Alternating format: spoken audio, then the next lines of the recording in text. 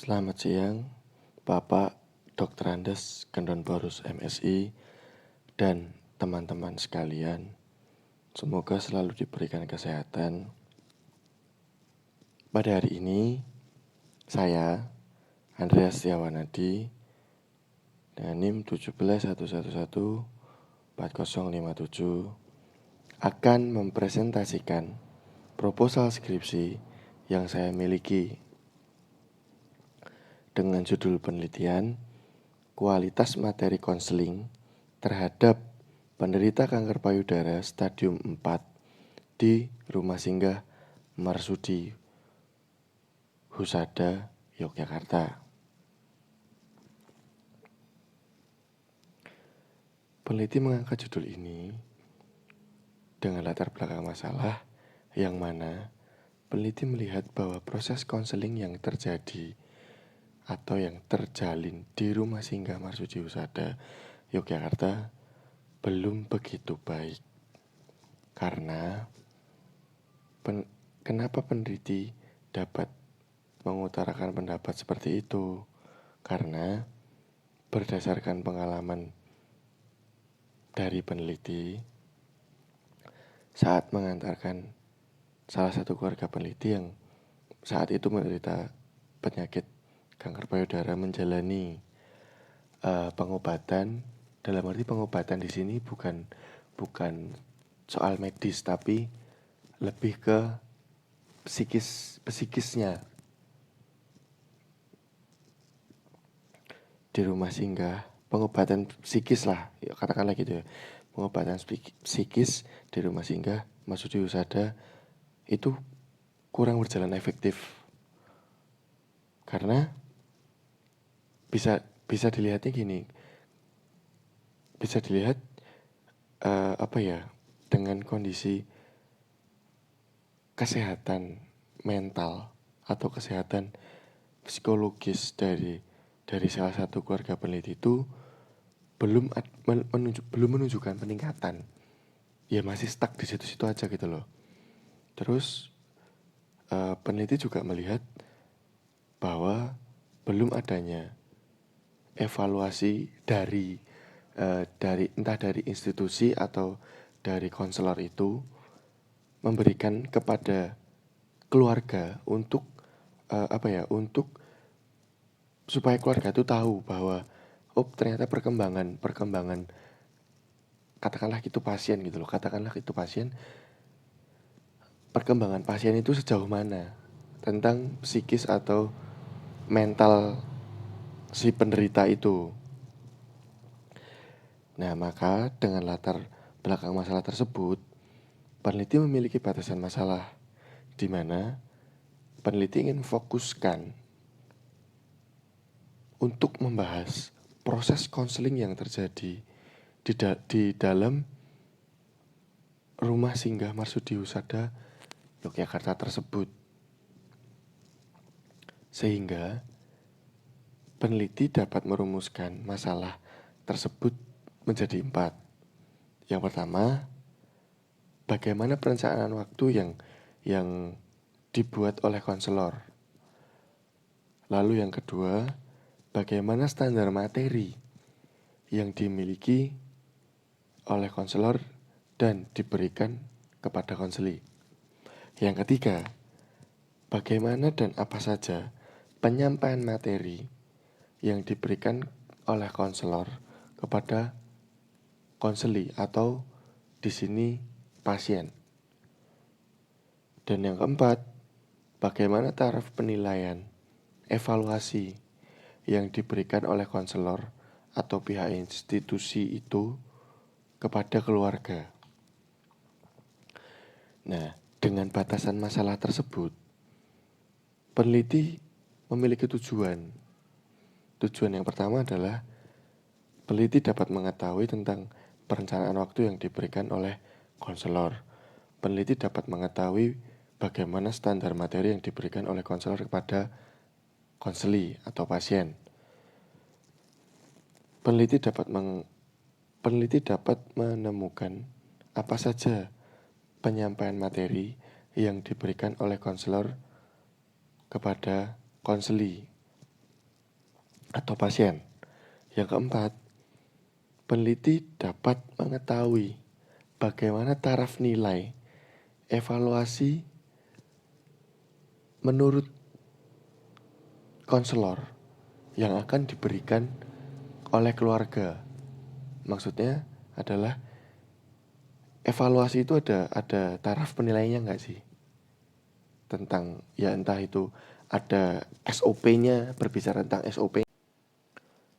Dan di dalam penelitian ini didukung pula oleh teori-teori dari para ahli. Dalam pembahasannya dibagi menjadi 3 teori penting, yaitu bimbingan menurut Winkel tahun 2005 halaman 27 mendefinisikan bimbingan adalah usaha melengkapi individu dengan pengetahuan, pengalaman, dan informasi tentang dirinya. Lalu, cara untuk memberikan bantuan kepada individu dalam memahami dan mempergunakan secara efisien dan efektif segala kesempatan yang dimiliki untuk mengembangkan perilakunya. Lalu ada juga jenis pelayanan kepada individu-individu agar mereka dapat menentukan pilihan, menetapkan tujuan yang tepat, dan menyusun rencana yang realistis, sehingga mereka dapat menyesuaikan diri dan memuaskan diri dalam lingkungan tempat mereka hidup. Dan yang terakhir adalah proses pemberian bantuan atau pertolongan kepada individu dalam hal memahami diri sendiri, menghubungkan pemahaman tentang diri sendiri dengan lingkungan, memilih, menentukan, dan menyusun rencana sesuai dengan konsep dirinya dan tuntutan dari lingkungan. Lalu yang kedua, itu ada konseling. Konseling menurut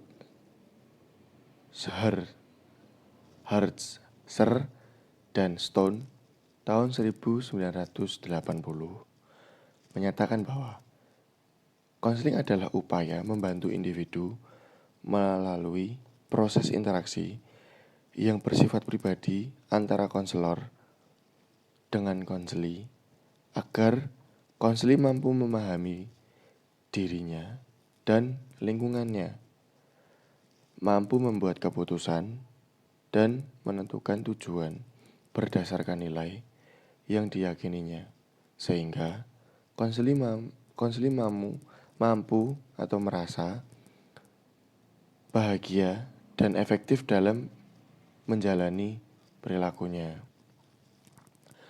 Lalu yang terakhir ada proses konseling. Proses konseling menurut Brammer tahun 1979 adalah peristiwa yang telah berlangsung dan memberi makna bagi peserta konseling tersebut.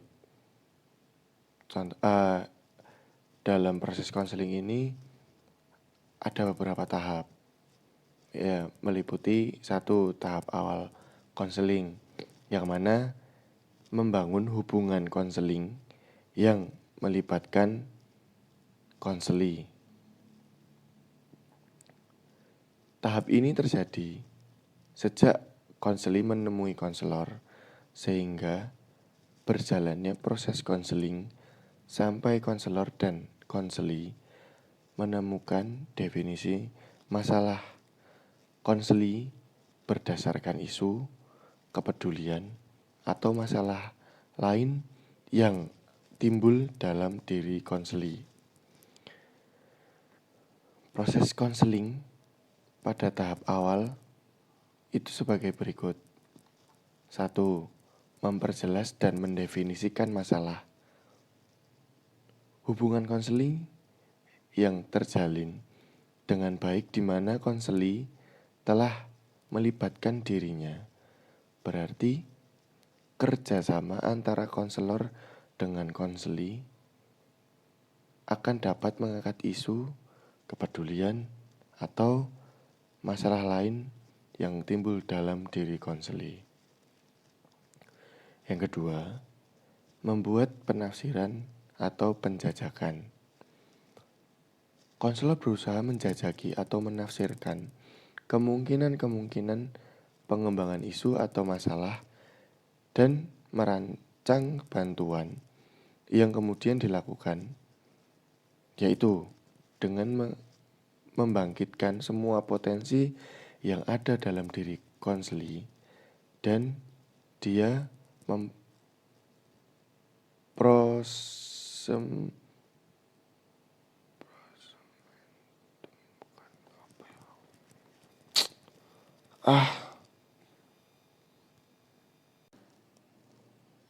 masuk ke dalam metodologi penelitian. Dalam penelitian ini, peneliti menggunakan penelitian dengan model deskriptif kualitatif dengan metode studi kasus. Menurut Bogdan dan Taylor dalam Leong tahun 2007 menjelaskan bahwa penelitian yang menggunakan metode kualitatif menghasilkan data deskriptif berupa kata-kata tertulis atau lisan dari orang-orang dan perilaku yang dapat diamati.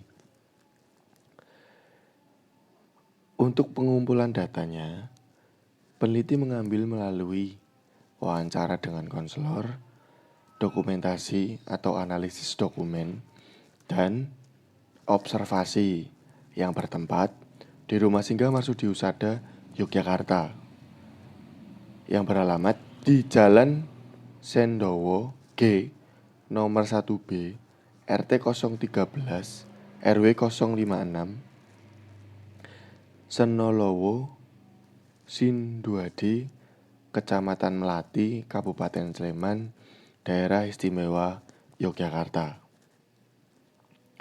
Untuk waktu pelaksanaan penelitian ini akan dilaksanakan pada saat konseling dilakukan oleh pihak institusi terkait dan tanggal yang disepakati oleh pihak peneliti dengan pihak Rumah Singgah Marsudi Husada Yogyakarta. Menurut Sugiono, tahun 2010, teknik pengumpulan data merupakan langkah yang paling utama dalam penelitian. Karena tujuan utama dari penelitian adalah mendapatkan sebuah data. Teknik pengumpulan data lebih banyak pada observasi, yang mana berperan serta participation observation, wawancara mendalam, in-depth interview, dan juga dokumentasi atau analisis dokumen. Observasi merupakan teknik pengumpulan data yang mempunyai ciri spesifik bila dibandingkan dengan teknik yang lain, yaitu wawancara dan kuesioner. Lalu, wawancara dalam penelitian ini diadakan bebas terpimpin yang menggunakan petunjuk umum dari wawancara. Dokumentasi atau analisis dokumen adalah mencari data mengenai hal-hal atau variabel yang berupa 1. Catatan, 2. Transkrip, 3. Buku, 4. Surat kabar, 5. Majalah, dan lain sebagainya. Untuk menunjang keabsahan penelitian ini, data yang dimiliki oleh peneliti akan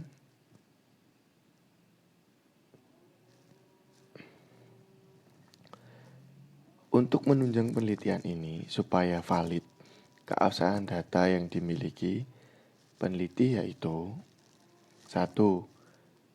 Credibility atau kredibilitas. kepercayaan terhadap data, hasil penelitian yang disajikan oleh peneliti, agar hasil penelitian yang dilakukan tidak meragukan sebagai sebuah karya ilmiah yang dilakukan. Transferability merupakan validitas eksternal dalam penelitian kualitatif.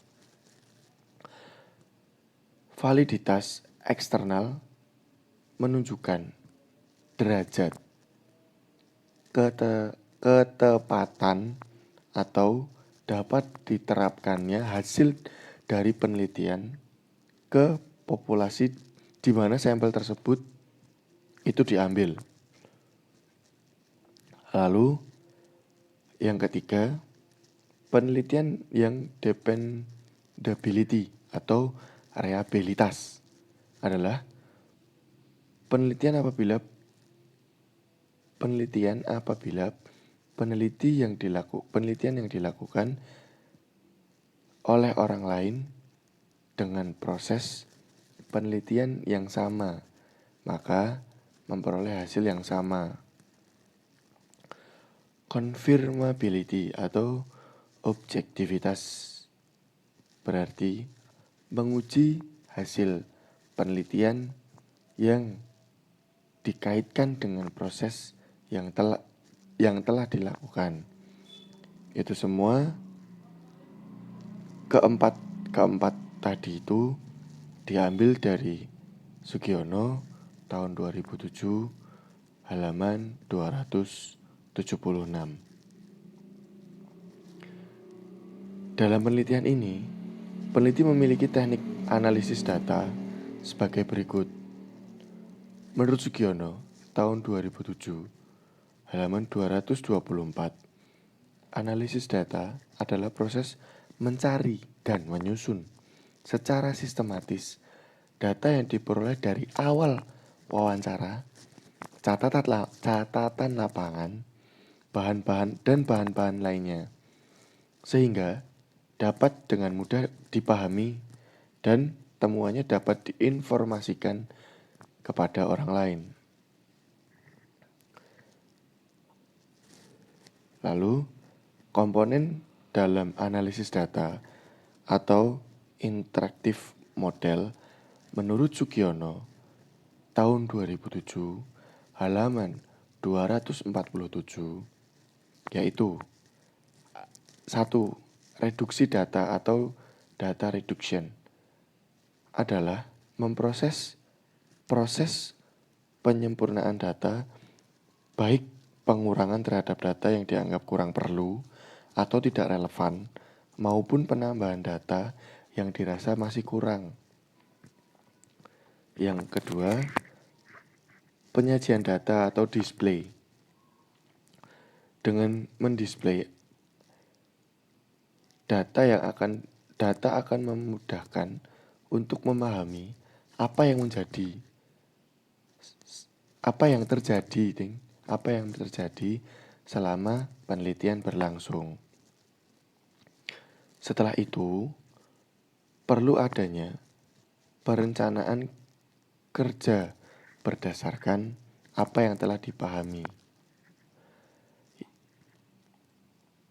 Yang terakhir adalah verifikasi data atau conclusion drawing.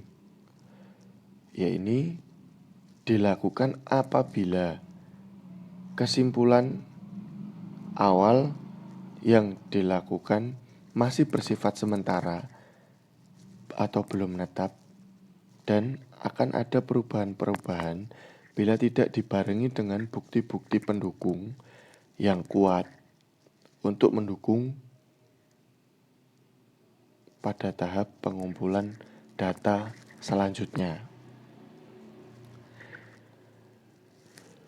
Terima kasih Bapak Dr. Andes Gendon Barus, MSI, dan teman-teman semuanya telah mendengarkan presentasi proposal dari saya Mohon maaf yang sebesar-besarnya jika ada banyak kekurangan yang saya miliki karena kepentok dengan adanya pandemi ini. Jadi, terima kasih teman-teman, dan juga sehat selalu, dan terima kasih. Sampai bertemu lagi.